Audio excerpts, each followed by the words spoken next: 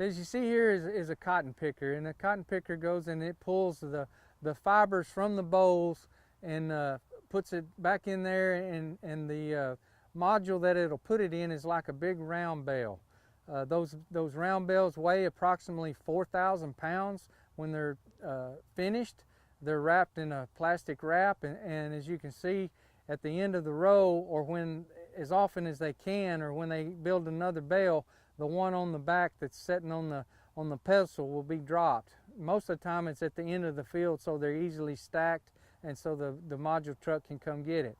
As you see, as with this these bales moving, the module truck has a conveyor, a live conveyor floor that actually pulls the modules inside the truck to be hauled to the gin. And the quick glimpse of all the modules that are on the yard, we now see a module being put on the conveyor to go into the gin, and as it gets on the conveyor, the bale will be torn up and put into smaller pieces so that it can progress to the gin stands. Okay, as the cotton is torn up and moved into the gin stands, as you see here, the cotton is moved through these gin stands, and the lint and the seed are separated.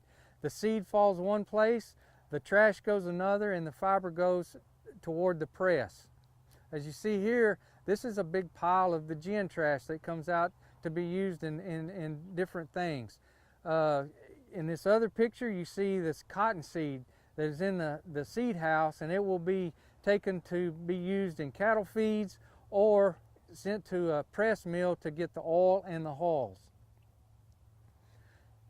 As we begin to look at the press process, the cotton that is the fiber is then moved to what is called the press, and it presses approximately 500 pounds of cotton into a bale. And as we can see, the straps that are being applied to this the bale, and then as it is released, it goes taut against the straps. It's moved over and then gone up. It goes up another conveyor to where it is sacked, and in the sacking process, it's moved through that out into the warehouse, and then 4 bales will be stacked together in order to be placed on a truck.